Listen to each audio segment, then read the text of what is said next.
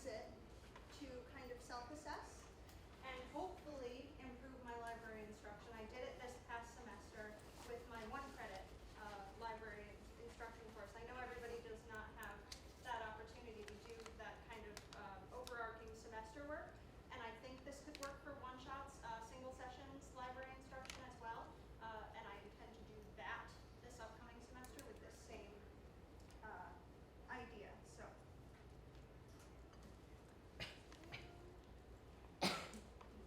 Okay, so for today I have 3 goals.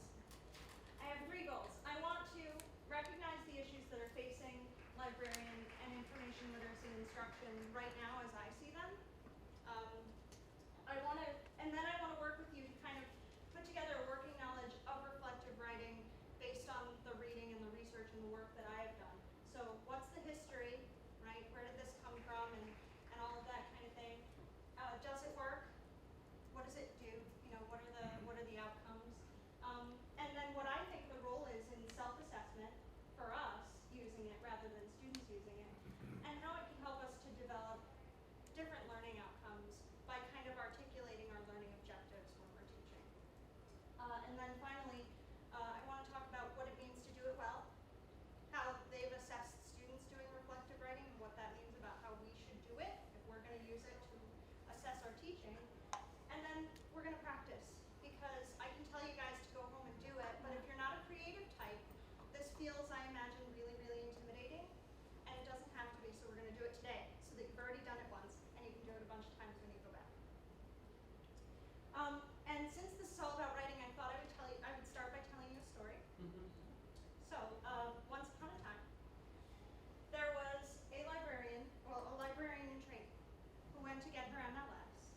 And she took a lot of different classes, and she learned how to do reference interviews and figure out what it was that a patron really wanted even when they didn't know, so that she could help them. She learned a little bit about how to preserve older materials in archiving, right? Maybe she took an intro cataloging course before she ran screaming from the room. Or else discovered that she was actually crazy and loved that. And then what she didn't learn was how to teach. And when she got a job, a lot of that job in an academic library was teaching, which is terrifying. So she's the untaught librarian. And not only does she have to teach, but in most scenarios, it's not her classroom. It is mysterious, and she is jumping in the middle. And not only is it a mysterious classroom, but it's taught by a mysterious professor who is not clear about what she wants or how much time it's going to take to get it, and that's in turn because the librarian is mysterious to her, right? So there's a back and forth there. And then, so she goes with her best foot forward to teach this class as best she can, even though it's right in the middle and it's kind of mysterious and no one's really touching base at the right points. And she discovers that 50 minutes goes by really fast. You have to get students to care and realize that the library is influential and broad enough to help them for the rest of their time at college, but also you want to be relevant right now and help them with their specific assignment right now so that they're not asleep. You can't do both those things in just 50 minutes, can you? It's really hard. And then, in this climate of assessment, they want you to take some of your 50 minutes and spend it figuring out, well, did they learn anything? So now you don't have 50 minutes, you have 40, okay? And then you get your answer. And there are 2 kind of ways that you can do this. You can assess what they learned by giving them a small assignment, or you can survey them about how they felt that went, right?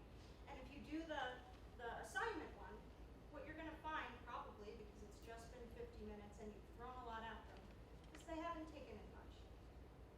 Or if you gave them the survey, they say that they really appreciated it and they learned a lot. But you personally saw that most of them were asleep. The end. My slides got messed up because of some font issues yesterday, but the end. Raise your hand if you recognize this story as your story. Keep your hand raised if you think it's a good story.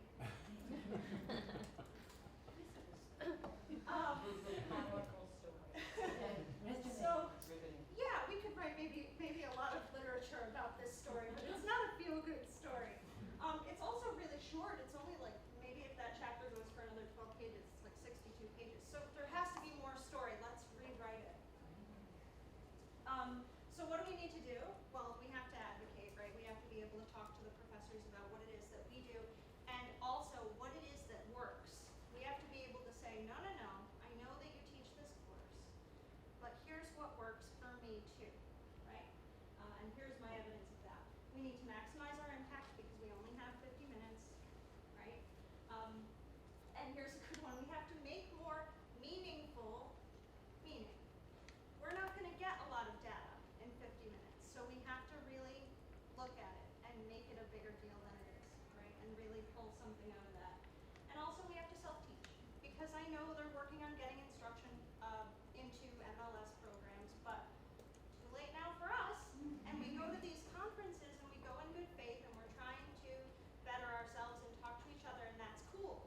But you know who hangs out with you way more than I do? You. So you can do this too. So the outcomes of reflective writing that have been developed by Sen, who in partnership with Nigel Ford came up with this assessment technique, are as follows. From reflective writing, you as a student can hope to get academic learning and non-academic learning. You will recognize where you need to develop yourself. And you will get actual self-development. Cool. Library School Part 2 taught by you to you.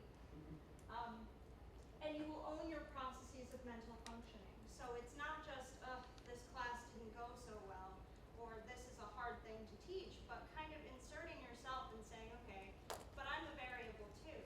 What can I do differently that will change everything else? And it will help you make decisions.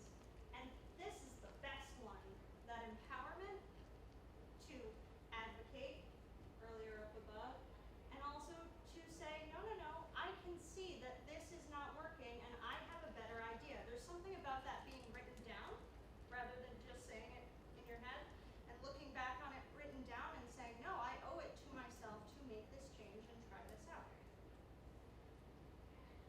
Okay, so the sea change method.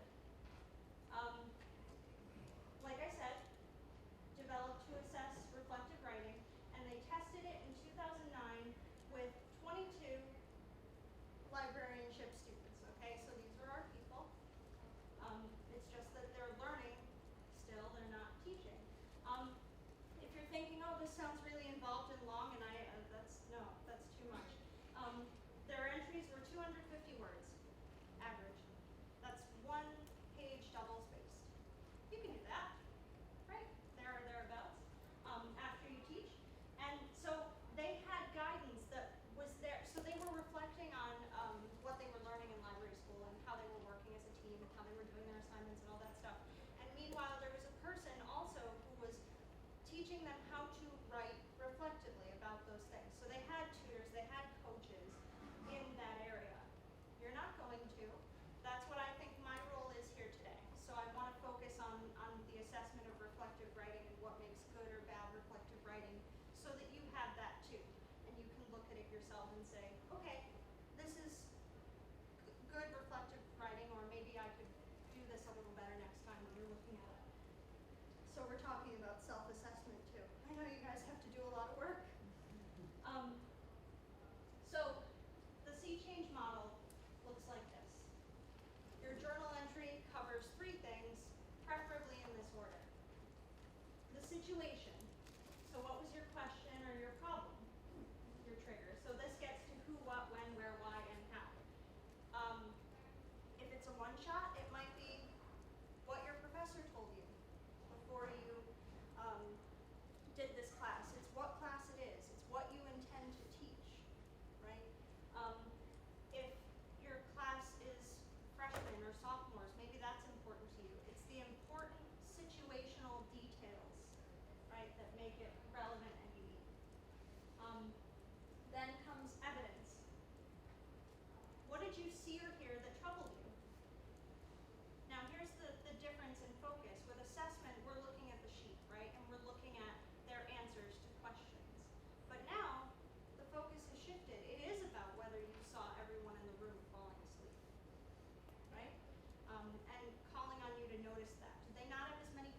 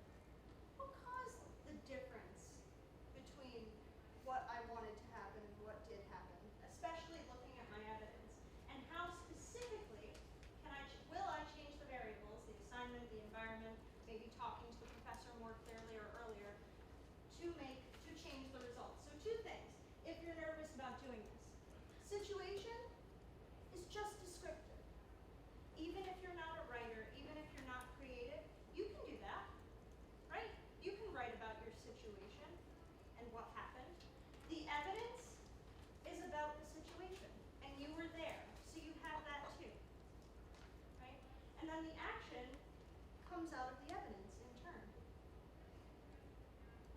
Right? What can you do to get new evidence next time? And the other important thing, and I think this makes me nervous about assessment, is I always feel like I have to have the right answer about what's going to make this better, make my evidence better. You don't have to do that. In fact, if you already knew what would make your evidence next time better, you wouldn't be doing this. So don't feel like you're behind in the game, except that it's not about being better. It's just about next time's results being different. Instead of doing the same thing and having the same thing happen and being just as frustrated. Even if it goes badly next time, it'll have gone badly in a different way. You do this again, and eventually you're going to get somewhere. If you keep doing it badly the same way, you're doomed, right? So this is better than that. And like I said, you're not going to have coaches, so I want to get as much out of what's already been done as possible. Those students, the 22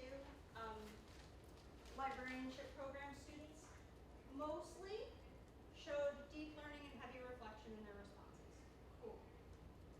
Their trouble spots were in considering multiple perspectives and being clear about what action needed to be taken. Now, I've already addressed the being clear part, right? I already said, don't worry about it being better, just make it different. Okay, you have to be clear and you have to be serious. What am I going to do next time? Write it down. But the multiple perspectives things I didn't touch. We are very tempted to say, I was trying to teach them about the databases and they weren't listening to me. Is there another way to look at that? Yes? I wasn't considering it from their point of view. Perhaps I was overwhelming. Overwhelming them? I was trying to teach them about databases and I was boring them. They were bored.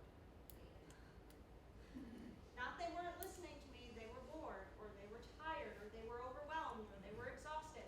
It doesn't mean you shouldn't write down they weren't listening to me. That can be helpful too. But it's not just you in the room, and also they've got a lot of other stuff going on, and this starts to help you to get at the why, right? And how you can change it with an action. So it's important whenever you can, when you're writing this stuff down, think, what's their perspective? Even if right this moment you don't think they're right, write it down. Right? Because you have to reach them where they are. You already know that you're important and what you're doing is valuable. It's them that don't. So the 4 levels of reflection. This is mentioned in the SEN study written by Moon. And it's just about what makes good or bad reflective writing. And like I said, important for you guys because you're not going to have further training in this other than me. First level is descriptive, just telling a story from one point of view. Second has some reflection. It has signal points. So it says, this over here is important, but it doesn't talk about why any more than that. Right? So I seem to be losing their attention would be level 2, right? Because if you don't go into any further of why did that happen? Or how did that happen? Or when did that happen? What was I saying when I lost them? It's missing that. The 3rd level probably has that. It's drawing attention to detail for the reflective comment and contains analysis and self-questioning, right? And then the highest level shows a standing back from the event entirely, right? So here's what I thought happened, but if I step way over here and I really think about it, I wonder if this, and this were important too. Multiple perspectives and really an awareness of, I never thought of this. You know, actually there in the writing. So let me ask you a question before I advance. As far as quantitative assessment, if you took an assessment or you gave an assignment that was meant to show whether students knew how to cite correctly, and you got your numbers back, and there's 10 of your students did okay, and 5 of them really don't get it at all. Quantitative data. What level of reflection do you think that is?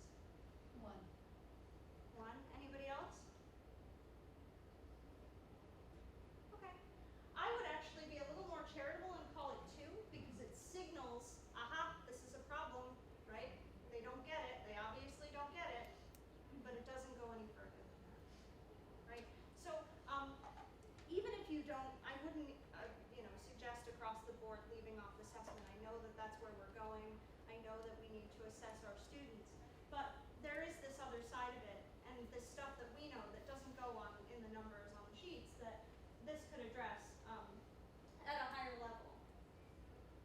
Okay, so just to show you, I included a journal entry of mine, broken down into the situation, evidence, and action.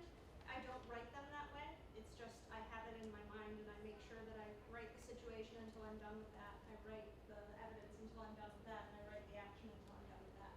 And I'm just showing you because it's not any big grand thing. I want, it's not amazing. So I know this is small. For a situation I wrote, I defined databases. Remember, this is for my 1 credit class, so I'm not stopping to say my students were such and such demographic, or the professor wanted this, because it's my class and I know. If you were doing it with a one-shot, you would stop to say, okay, here are the specifics, right? So just the lesson. I define databases as things which hold information or data that can be sorted, limited, and searched in an advanced way. I showed them Amazon.com and subject terms and tagging within that database for related products. Then I had them go to Flickr and search for images on their topic, taking note of the limiting, sorting, and advanced search options. Finally, I took them back into Academic Search Premier and had them do the same thing. Search topic, note search options. It's not art, but it's good, right? It tells me some stuff.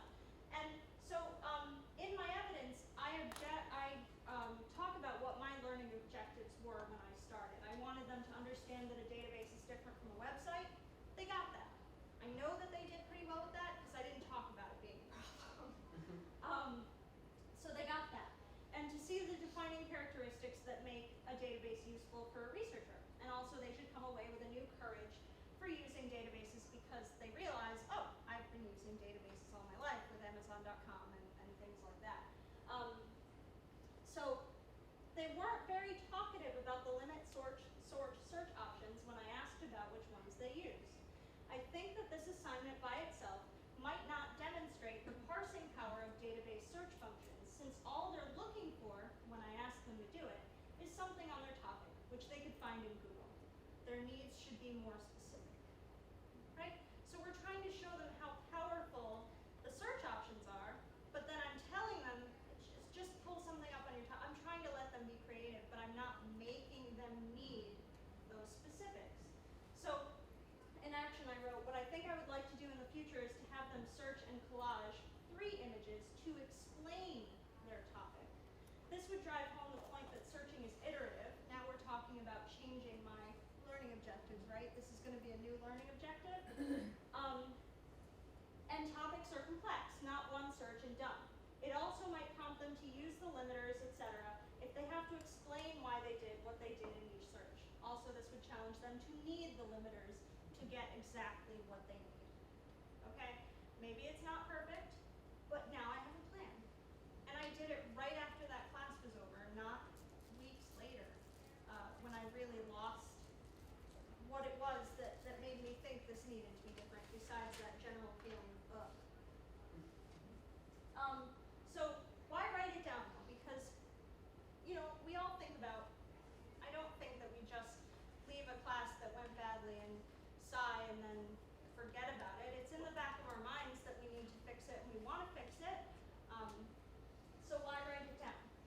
We always refer to characters in literature in the present tense. Does anyone know why? What's the rationale for that? Yes? Because that's your reading, they're still alive. Yeah. Still current. What's happening to them is always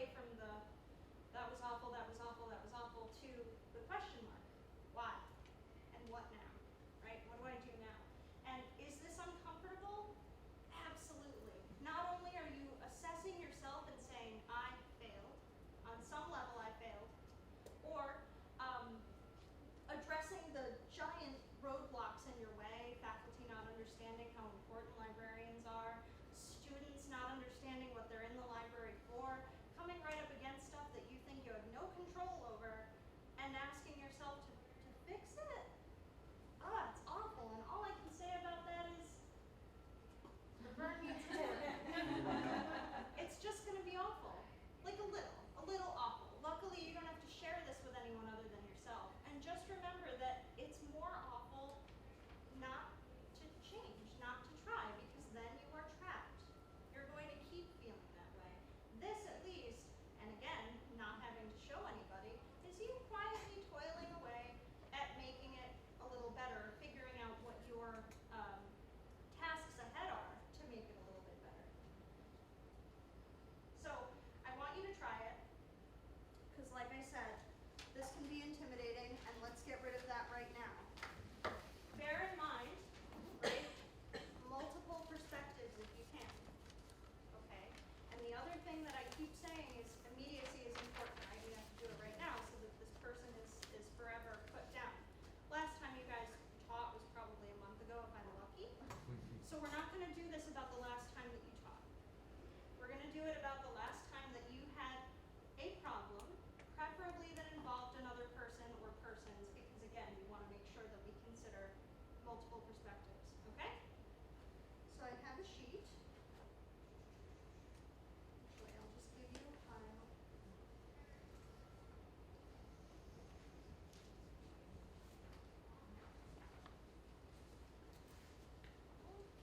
Are you going to grade this? I am not. Okay.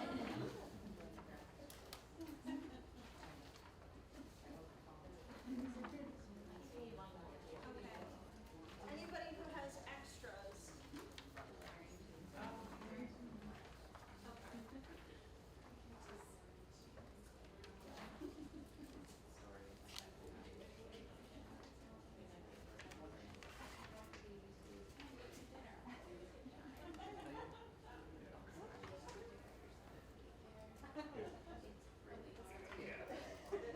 Thank you. Does this situation have any parameters? I mean, were we at all?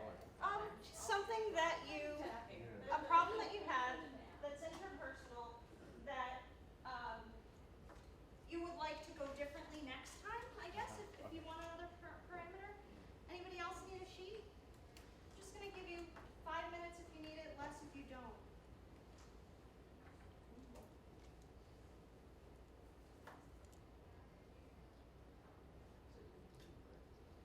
No, it doesn't have to be work. It can be personal. And just while you're writing, while you're thinking, so up here I have example questions to get you going, right? What was happening in the situation? What went wrong? The setting. Where were you? What were your goals? What did you want? And then evidence. What was dissatisfying? How is it different from what you wanted to happen?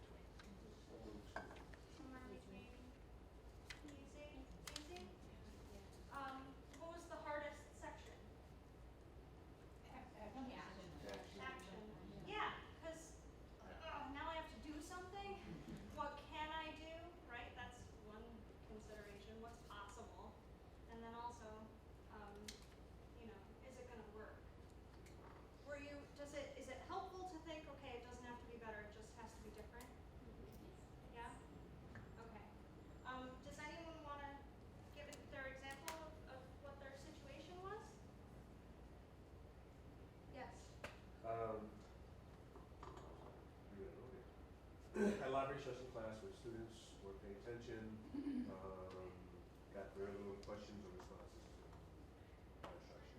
Okay. All right. What was the class? English. Okay. Do you know what level they were at? Freshman, sophomore? Freshman. Okay. And when you can, that's the kind of stuff that you want to integrate too, so that you can look at that and say, does that have something to do with it? Does that have something to do with it? Does that have something to do with it? Right? So what did you have next then For evidence? evidence. Lack of questions, responses, students doing other activities while I'm instructing. Some students ask questions about stuff that I already covered. So I cover something and then they ask questions. Okay. So what you get from that is that they're not hearing you, right? The first time. Right. So what did you think for action? Instruction was too pedestrian, too generic. And then a lot of times, sometimes too many resources and kind of just glazes over. So we weren't trying.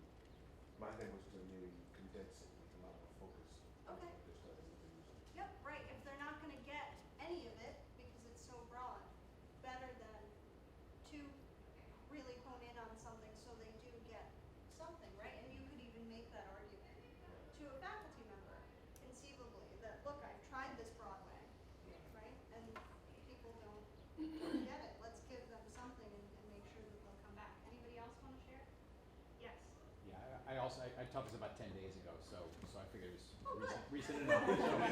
So anyway, I did a library instruction class for A&P students, and I thought the presentation went pretty well, except for, that was the situation. I was teaching that. Then the problem was that it was not with the students at all. It was with the instructor who kind of interrupted and started berating her students on various things they should not do in terms of citations and this and Okay. that, and also kind of preempting what I was about to say, that sort of thing, just a little over the edge of what it should have been. I wonder if we all haven't had that experience of a well-meaning faculty member and you don't want to say anything, but yes, I was just about to say that. That's a charitable way of presenting. Yeah. Anyway. So So it was hard for me to think of. The action was the hardest.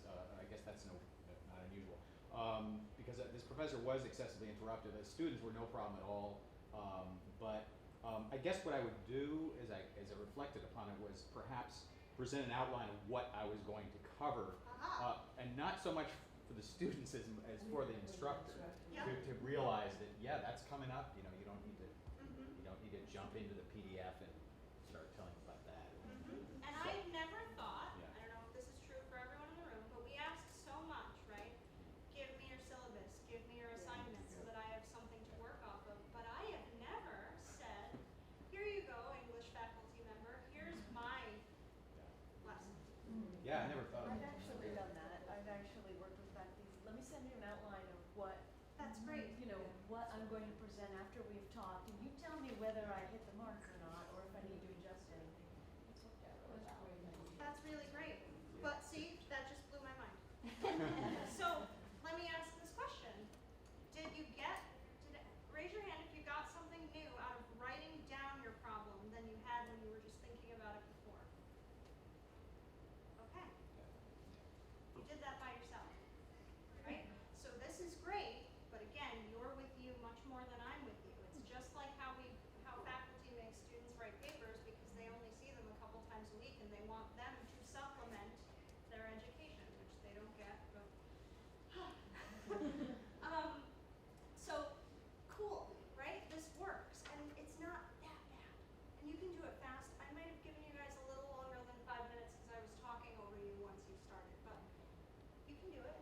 And you can do it fast and then you don't have to think about it like right away. You did it and you still don't feel good about the experience, right? That's fine. Just put it aside. I have a Word document that's just my journal and I go in later when I feel stronger up to dealing with all the problems, as long as I write the problems down. Yes.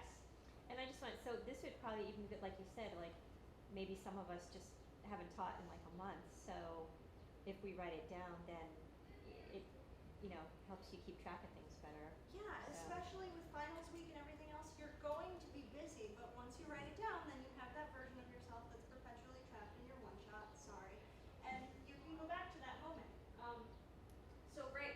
And so the last thing that I wanted to talk about was that analyzing learning objectives, this making you analyze learning objectives to come up with new learning outcomes. So I want to talk about my final. I just finally figured this out. I wrote a journal entry after my course was over about how the final really wasn't suiting it and what I could do. And I didn't know what I was going to do until I finished the journal and as I was writing it. So my situation for the final. I asked students to complete an annotated bibliography of 5 sources around their topic. In their annotations, I asked them to summarize, evaluate, and justify each source they use. Justify meaning to determine where it fits in an argument. Is it background? Is it evidence? Is it argument? Or is it a method of measure or a suggestion of change or an interesting program? That kind of thing. My evidence, I noticed in their finals, right, the finals that I got, that format for the annotated bibliography was a stumbling block. They had worked on one of the citations and annotations before the final was due, and I spent a lot of class time re-explaining, when I had already explained, what I wanted in terms of format. Given that annotated bibliographies tend to look different depending on professors' demands, and given that my course goals do not include teaching students how to format an annotated bibliography, I wonder if I could shift the focus away from grading for structure and more toward the analytical piece of the assignment, which was not as thorough in most of the finals as I would have liked. I've also been hearing a lot lately about how creative this generation is. So, a lot of questions about, okay, but no, you have to move the whole annotation in. It all goes in, not just the first line, all of it. No, all of it. And how useful is that as far as information literacy is concerned versus how much time I spent on it? So what's my action? And again, this was a paragraph. I broke it up to, make more sense to myself. I want to change the final I assigned to be something like a mock scene on the topic. I could require things like a cover story, which would give the background on a topic, or a who's who blurb about a really influential figure in the field on the issue, an editorial section with blurbs from 2 sides of an argument surrounding an issue, or even a call to action ad type of thing that would express a need for change and what that change would be. Throughout, they would have to employ sources gathered and cite them in text and at the end, but the assignment itself could be less structured than a paper or annotated bibliography. Students would have creative freedom to arrange as they please and include visual elements, right? Especially with that ad, that call to action, right? It's got a citation, they're basing it on something that they found, a cool program, but they're also making a little piece of art if they want. This assignment could easily get too big for a 1-credit course, so I have to pare down to what parts of the assignment are necessary to have them learn or demonstrate the following. That a fuller understanding of a topic comes from checking many sources.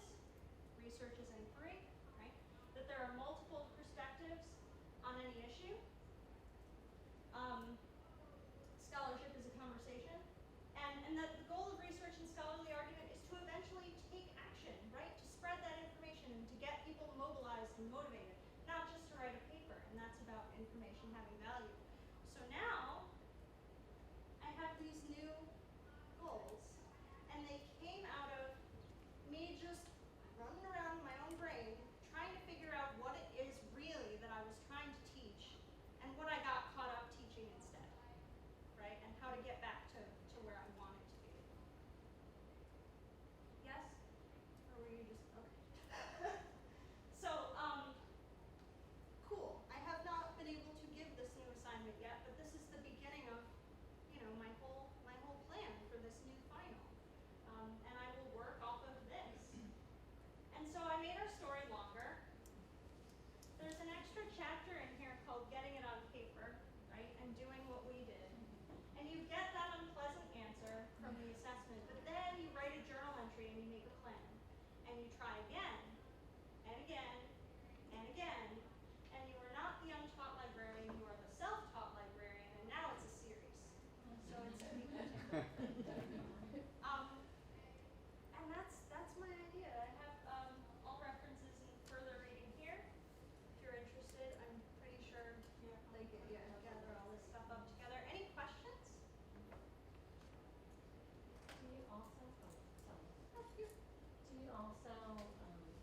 talk about writing when it's a hit, it's a success, you know, a positive experience? Yeah, I didn't bring any of those with me, but I did have moments where I thought, oh my god, that really worked. And I have one entry, actually, I was trying to, again, drive home what an annotated bibliography should look like before the final was actually due. And we ended up doing I wanted to explain the justify thing. They have a lot of trouble with me saying justify a source, and I'm working on a better word for that too. That's another journal entry. But talking about, okay, this is what I mean. I gave them a topic. I forget what it was. Doesn't matter. The legal drinking age. And I said, okay, what resources, what questions, what smaller questions do you need answers to develop an opinion about the legal drinking age? And so they said, okay, well, you need to know what it is in other countries. And I said, cool. What's that? Is that background? Is that evidence? Is that part of an argument? Or is that a measure or method? And they said, background. And I said, yes, it's background. And what source would we find that in? And I had a list, what type of source? And they were like, maybe encyclopedias or like fact books? Yes! So I was able to write about this. I didn't mean to do a whole review of the whole course because it really does kind of arc over the whole thing. I ended up bringing in source types and relating it back to the idea of the justification and smaller questions, narrowing down a topic. It ended up being 3 things in one, and I was so pleased with myself. It's a very long journal entry. But now I know exactly what I did, and I can do it again. Because that was kind of an accident. And that's another cool benefit, is that I did not intend that full review. And when it happened, and it worked, I went right back to my desk and was like, I need to get all these details to get it done again. And also, notice, everything but the topic, I did get back, right? So it's in here now, because I wrote it down. It's in here a little better than maybe it might have been. Yeah. Anybody else?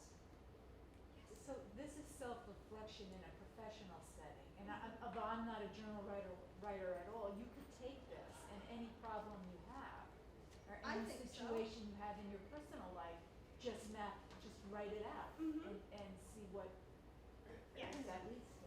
Yeah, I think it's a really cool idea. Yeah. Do they do a lot of that crossing your professional professional journaling to just personal journaling, and any of the further reading on I here? see it in the studies where they have students learning reflective writing as a useful Okay. skill. They're trying to get them to see that they should do this in later life, right? And bring it Yeah. into all of their, so it is a life skill. But what I'm doing, as far as I can tell, is a little bit newer. Turning it around to an instructor and saying, okay, instructor, you can take it to your life. But yeah, they're trying to give it to students as a life skill and not just an academic. So, yep. Did you do anything like this with your students, as having them do reflective pieces? I or- did not, but as Okay. I was reading the original study, because if I'm totally honest, I decided to keep a journal before I found the sea change model. And then once I found the sea change model, because I thought, hey, maybe other people are doing what I'm doing, I started to organize it that way. When I found this article, and saw that it was given to students as part of their, getting learning out of their assignments, I definitely would consider it, because we already do like the 1-minute paper or small reflections. At least this would give it more structure. When I tell them, tell me about your reaction to this lesson, well, that's not helpful. If I gave them something like the sea change method, then at least they'd have a heading, right? So yeah, that is a good idea. Anybody else? Yeah. Now, how would you fit in, like, I mean, obviously you're doing like the reflecting self-teaching, but how do you fit in, like, talking to colleagues or, coming to conferences or reading the professional literature that might give you ideas to perhaps do something better in a class or something like that? It just comes out. So like, at the bottom of my evidence here, I've also